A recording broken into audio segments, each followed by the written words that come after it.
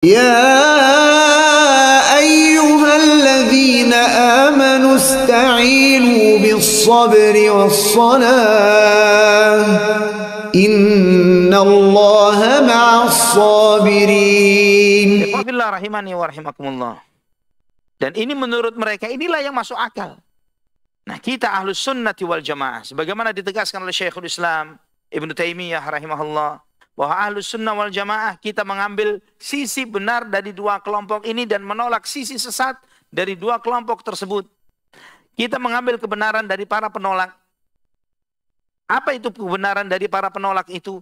Yaitu mustahilnya Allah serupa dengan makhluk. Itu sisi benarnya para penolak sifat. Allah mustahil serupa dengan makhluk. Sebagaimana Allah tegaskan, laisa kamitslihi syai'un. Tidak ada sesuatu pun yang serupa dengannya. Dan juga kita mengambil sisi benar dari para penetap sifat.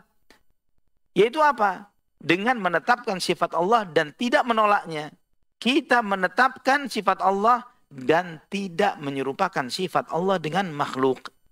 Kita mensucikan nama Allah Subhanahu wa taala dan sifatnya dari segala penolakan, dan kita menetapkan tapi tanpa menyerupakan dengan makhluk.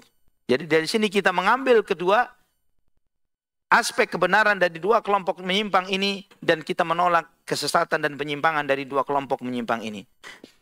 Ikhwah fillah rahimani wa rahimakumullah. Penjelasan Syekhul Islam Ibnu Taimiyah ini yang beliau sampaikan, fahum wasatun fi babi sifatillahi azza wa jal baina ahli ta'tili al-jahmiyati wa ahli tamthilil musyabbihah, bahwa ahlus sunnah berada di pertengahan di dalam bab sifat-sifat Allah antara kelompok mu'attilah yang menolak sifat Allah, Jahmiyah, dan orang-orang yang mumatsilah, al-musyabbihah, yang menyerupakan Allah dengan makhluk. Ini sanggahan yang sangat kuat dan sangat keras.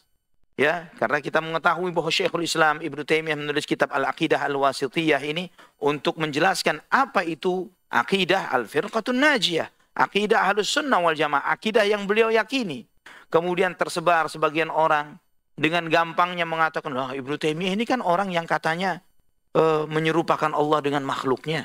Bukannya katanya Ibnu Batutah di dalam rehlahnya, ya, Ibnu Batutah, mereka mengutip perkataan-perkataan Ibnu Batutah si tukang dongeng ini untuk menceritakan bagaimana Ibnu Taimiyah pernah ceramah di atas mimbar di Damaskus, di atas mimbar, dan Ibnu Taimiyah mengatakan bahwa Allah Subhanahu wa taala turun dari arsy-Nya ke langit dunia seperti turunnya saya dari mimbar ini.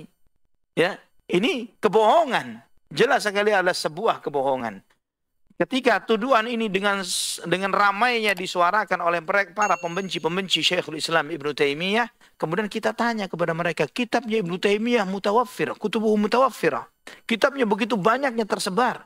Majmu' fatwanya 37 jilid. Ya, belum kitab tafsirnya, belum lagi kitab-kitabnya yang lain, Ar-Raddu 'alal Jahmiyah, Dar'u Ta'arrudil Aqli wan Naqli, Al-Jawabus Sahih, dan banyak lagi puluhan jilid yang lainnya. Coba bawa satu baris kalimat saja, satu baris kalimat dari puluhan kitab peninggalan Syekhul Islam Ibnu Taimiyah yang sampai kepada kita di zaman ini sekarang ini, yang masih bisa dibeli baik online, offline, dan lain sebagainya. Kalau tidak mau beli silahkan download PDF-nya.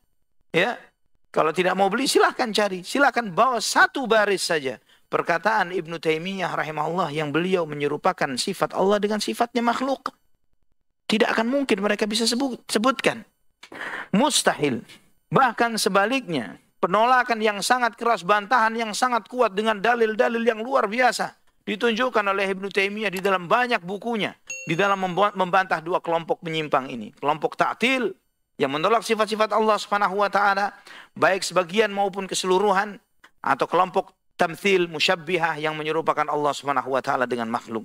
Maka di sini ikhwah fillah rahimani wa rahimakumullah, di dalam masalah asma wa sifat, Ahlus Sunnah wal Jamaah berada di pertengahan dari dua kelompok ekstrim. Pertama, kelompok ekstrim yang berlebihan di dalam mensucikan nama dan sifat Allah sampai menolak segala sesuatunya. Kedua, kelompok ekstrim di dalam menetapkan nama dan sifat Allah sampai menyerupakan Allah dengan makhluknya. Ahlus Sunnah, kita mengatakan kita tidak berlebihan di dalam menetapkan sifat Allah dan tidak berlebihan di dalam menafikan ketidaklayakan bagi Allah Subhanahu wa taala. Kita tetapkan tanpa menyerupakan sebagaimana yang Allah tegaskan di surat Asy-Syura ayat 11. Ini di antara rumusan kaidah aqidah Ahlus Sunnati wal Jamaah. Allah berfirman, "Laisa kamitslihi syai'un wa huwas samiul basir." Tidak ada sesuatu pun yang serupa dengan Allah dan Dia Maha mendengar dan Maha melihat. Di dua penggalan kalimat, yang pertama penggalan yang mengatakan tidak ada yang serupa dengan Allah, ini menafikan keserupaan dengan segala sesuatu dari makhluknya. Wa huwas samiul basir, dan Allah Maha mendengar dan Maha melihat. Ini menetapkan sifat-sifat Allah sesuai dengan yang ditetapkan oleh Allah Subhanahu wa taala tanpa keserupaan dengan makhluknya. Kemudian yang kedua, kata Syekhul Islam Ibnu Taimiyah itu rahimahullah, pembahasan yang kedua yang tadi tentang sifat-sifat Allah. Kedua, wahum wasatun fi babi af'alillahi bainal jabariyati wal qadariyah. Dan Ahlus Sunnati wal Jamaah di dalam masalah af'alullah, apa yang Allah perbuat ini terkait dengan takdir. Terkait dengan takdir, Ahlus Sunnah wal Jamaah berada di pertengahan antara kelompok Jabariyah dan Qadariyah. Ini terkait dengan permasalahan takdir. Di dalam pemahaman takdir, ikhwafillah rahimani wa rahimakumullah, secara umum kaum muslimin, ya, antara Ahlus Sunnah dengan semua aliran-aliran yang ada di luar Ahlus Sunnah terbagi menjadi 3 pemahaman besar. Yang pertama adalah yang mereka berlebihan di dalam menetapkan takdir Allah Subhanahu wa taala. Berlebihan di dalam menetapkan takdir. Bagaimana berlebihannya? Sampai mereka beranggapan bahwa manusia tidak punya kehendak dari dirinya sendiri. Sampai beranggapan kita nggak ada kehendak untuk diri kita sendiri. Mereka mengatakan Allah Subhanahu wa taala yang melakukan segala sesuatu. Makhluk tidak ada kehendak, tidak ada ikhtiar, tidak ada kemampuan. Kalau makhluk melakukan sesuatu, ya ini mujbar. Ya, sesuatu yang diatur, yang memang sudah ditentukan. Bukan karena kehendak kita, ada yang ngatur kita. Sehingga sebagian mereka mengatakan ketika mereka melakukan sesuatu, mereka katakan inilah yang Allah perbuat melalui tangan dan kakiku. Mereka menisbatkan itu kepada apa yang Allah lakukan. Maka dari pintunya kelompok ini yang disebut dengan Jabariyah, ya, mereka menganggap seakan-akan kita ini seperti manusia ini seperti wayang di tangan dalang. Ya, ini gambaran yang paling gampang bagi antum, seperti wayang di tangan dalang. Kalau nelunjuk, ya bukan kita, dalangnya yang ngarahkan kita. Kalau begini, bukan kita, dan seterusnya. Ini kelompok Jabariyah. Dan dari pintu mereka masuklah pemikiran sesat al-ittihad wal hulul, yaitu Allah menyatu pada diri makhluknya. Ya, Allah menyatu pada diri makhluknya sehingga makhluk berbuat apapun itu adalah perbuatan Allah, yang dilakukan oleh makhluk itu adalah perbuatan Allah Subhanahu wa taala. Ini kelompok Jabariyah. Ya, kata Jabar itu artinya terpaksa. Jabariyah itu yang kita melakukan segala sesuatunya terpaksa, tanpa kehendak. Tidak punya kehendak sama sekali. Ini berlebihan di dalam menetapkan takdir. Kelompok yang kedua, ekstrem yang satunya lagi, berlebihan di dalam menafikan takdir, menolak takdir. Sehingga mereka mengatakan bahwa kita yang berbuat atas kehendak diri kita sendiri. Nggak ada campur tangan dari kehendak Allah Subhanahu wa taala. Ya. Sampai di antara kelompok ekstremisnya mereka mengatakan bahwa Allah Subhanahu wa taala tidak mengetahui apa yang dilakukan oleh kita, dilakukan oleh makhluknya, kecuali setelah kejadian. Sebelum kejadian Allah belum tahu. Mereka menolak. Ya, sebelum kejadian Allah tidak tahu menahu tentang bakal apa yang terjadi. Setelah kejadian, di situ baru Allah Subhanahu wa taala tahu bahwa itulah yang dilakukan oleh manusia. Ini disebut sebagai Qadariyah. Ya, kalau yang tadi Jabariyah menetapkan secara berlebihan terhadap takdir Allah sehingga kita seperti wayang di tangan dalang. Kalau Qadariyah menolak takdir. Nah, Qadariyah itu kita yang berkehendak terhadap diri kita sendiri tanpa campur tangan dari kehendak Allah Subhanahu wa taala.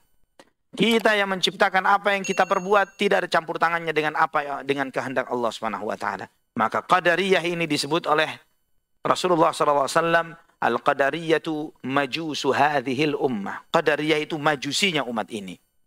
Disebut majusinya umat ini. Kenapa majusi? Kenapa dinisbatkan sebagai majusi? Majusi itu meyakini bahwa kebaikan dan keburukan itu penciptanya beda. Ya, yang menciptakan kebaikan bukanlah yang menciptakan keburukan. Seperti Qadariyah. Qadariyah mengatakan bahwa yang menciptakan kebaikan Allah. Tolong handphone di silent ya. Qadariyah mengatakan bahwa yang menciptakan kebaikan Allah, yang menciptakan keburukan bukan Allah, kita sendiri atau syaitan. Ya, menisbatkan adanya dua pencipta. Ya, maka disebut seperti Majusi yang Majusi memiliki keyakinan ada pencipta siang dan malam, pencipta terang dan gelap. Maka Majusi pun Qadariyah pun beranggapan yang serupa. Bahwa pencipta kebaikan Allah, pencipta keburukan bukan Allah Subhanahu wa taala. Di sini kita melihat ikhwafillah rahimani wa rahimakumullah bahwa kelompok Jabariyah berlebihan di dalam menetapkan takdir. Ya, mereka mengatakan bahwa Allah Subhanahu wa taala yang memaksa manusia untuk berbuat apa yang mereka perbuat dan manusia tidak punya pilihan dan keinginan dari apa yang mereka lakukan. Kelompok yang satu lagi berlebihan di dalam menafikan takdir dan menolak takdir. Ya, mereka mengatakan bahwa takdirnya Allah, kekuasaan Allah, kehendak Allah Subhanahu wa taala tidak ada sangkut pautnya dengan apa yang dilakukan oleh kita. Kita sendiri yang berkehendak murni dan mutlak terhadap apa yang kita perbuat, nggak ada sangkut pautnya dengan kehendak Allah. Dan golongan yang ketiga, Ahlus Sunnah wal Jamaah. Ya Rabb, semoga kita di atas akidah yang sahih ini. Kita mengambil dari kebenaran dari dua sisi mereka dan menolak kesesatan yang ada di dua sisi mereka ini. Ya, kita mengatakan bahwa apa yang kita perbuat, segala sesuatu yang dilakukan oleh hamba itu terjadi karena kehendak Allah dan diciptakan oleh Allah. Apa yang dilakukan oleh hamba terjadi karena kehendak Allah dan diciptakan oleh Allah Subhanahu wa taala. Karena kita meyakini Allah Maha Kuasa atas segala sesuatu, siang dan malam, baik dan buruk. Mustahil Allah tidak menghendaki sesuatu terjadi, tapi itu terjadi. Ini bukan Maha Kuasa namanya. Allah tidak ingin iblis untuk tidak sujud kepada Nabi Adam, tapi iblis bisa mengalahkan kehendak Allah. Ini mustahil. Ya, artinya siapa yang lebih kuasa jika itu yang terjadi? Iblis bisa lebih kuasa dari Allah Subhanahu wa taala. Ini mustahil. Ya, karena tidak akan mungkin terjadi sesuatu di bawah kekuasaan Allah Subhanahu wa taala kecuali dengan apa yang dikehendaki oleh Allah Subhanahu wa taala. Namun kita meyakini bahwa manusia punya kehendak, punya keinginan, punya pilihan. Ya, karena aktivitas kita ini ada hal-hal yang kita lakukan, kita jalani, dan itu tidak ada pilihan bagi kita untuk melakukannya. Memang kita mau tidak mau harus seperti itu. Tapi tidak sedikit juga banyak hal-hal yang kita jalani di situ kita punya banyak pilihan dan opsi untuk kita memilih mana yang harus kita lakukan. Itu yang kita sadari kenyataannya. Di antara hal-hal yang kita tidak punya pilihan adalah terkait dengan siang dan malam, usia dan umur. Ya, kita nggak ada pilihan. Nggak bisa, anak nggak mau tambah tua misalnya. Nggak bisa. Ini sesuatu memang sudah digariskan oleh Allah Subhanahu wa ta'ala. Namun dalam pilihan, antum ada pilihan kemari, ya, ke Masjid Al-Fattah atau mau ke Kokas. Ada pilihannya. Bisa milih ke sini, nggak ada. Siapa yang datang kemari kepaksa, niatnya mau ke Kokas tapi kendaraannya selalu mengarahkan harus belok ke Al-Fattah? Ya, dengan kehendak sendiri antum datang kemari. Nah, di sini ikhwah fillah rahimani menunjukkan bahwa apa yang kita lakukan atas pilihan dan kehendak kita. Dan itu semuanya terjadi atas kehendak Allah Subhanahu wa taala. Namun pertanyaannya, bagaimana bisa sesuatu itu diciptakan oleh Allah tapi juga kehendak kita, perbuatan kita? Bagaimana menyatukan hal tersebut? Sederhana. Kita harus mengetahui bahwa segala sesuatu yang kita lakukan itu bersumber dari dua hal dalam diri kita. Keinginan untuk melakukannya dan kemampuan untuk melakukannya. Benar ya? Ada keinginan, ada kemampuan. Ingin melakukan sesuatu dan di saat yang bersamaan mampu untuk melakukan sesuatu. Pertanyaannya, siapa yang menciptakan keinginan dan kemampuan? Allah subhanahu wa ta'ala. Jika Allah subhanahu wa ta'ala berkehendak, Allah bisa ambil kemampuan. Punya keinginan tapi nggak mampu. Ingin datang ke majelis ilmu ini, tapi sakit, meriang di rumah. Nggak ada kemampuan.